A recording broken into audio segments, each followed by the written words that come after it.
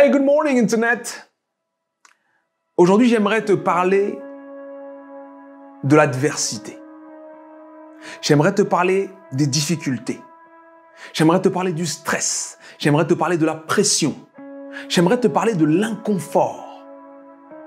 Mais avant que je te raconte tout ce que j'ai à te raconter, j'aimerais te dire une phrase. Et j'aimerais que tu laisses cette phrase infuser dans ta tête. Pendant tout le temps où on sera ensemble dans cette vidéo, il faut que cette phrase soit en train d'infuser. De toute façon, ce que je vais te raconter va aider l'infusion de cette phrase dans ta tête. Ce qui ne te challenge pas ne pourra pas te changer. Je répète, ce qui ne te challenge pas ne pourra pas te changer. Il n'y a pas si longtemps que ça, j'ai vu une vidéo d'un homme qui s'appelle Abraham Tversky, je crois. Je crois que c'est un rabbin. Et il parlait du stress. Il parlait du stress et il a fait un parallèle entre les humains et les homards.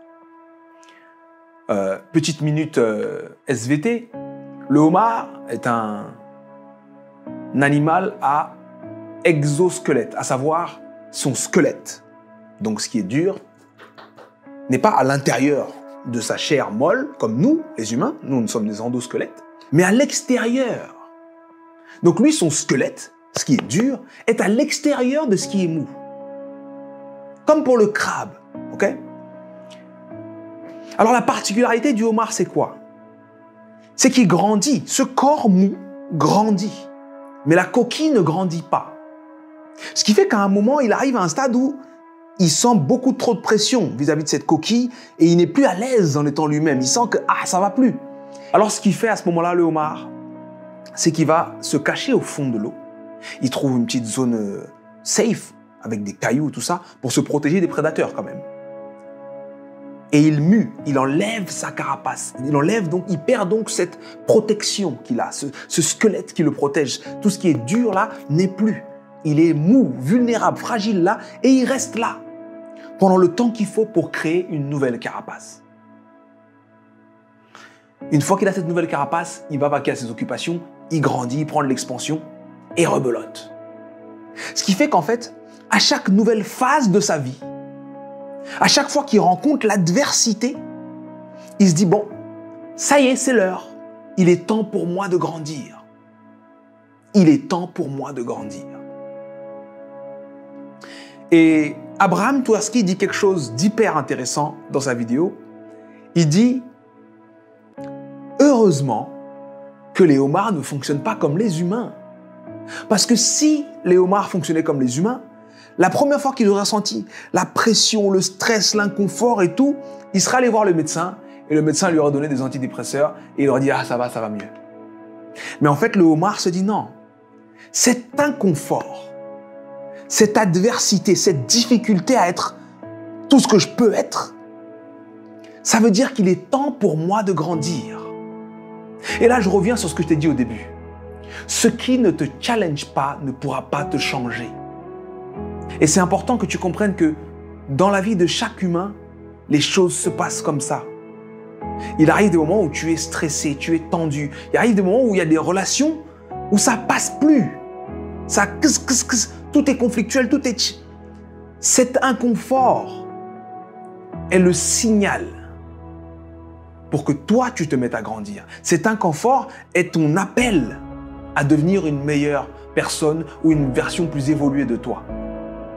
Cet inconfort est un appel à dépasser ton environnement, à te débarrasser de cette coquille qui est trop petite pour toi. Peut-être te débarrasser de ces croyances qui sont trop restrictives pour toi. Peut-être se débarrasser de ces personnes qui ont une vision trop étriquée pour toi, qui sont peut-être trop pessimistes.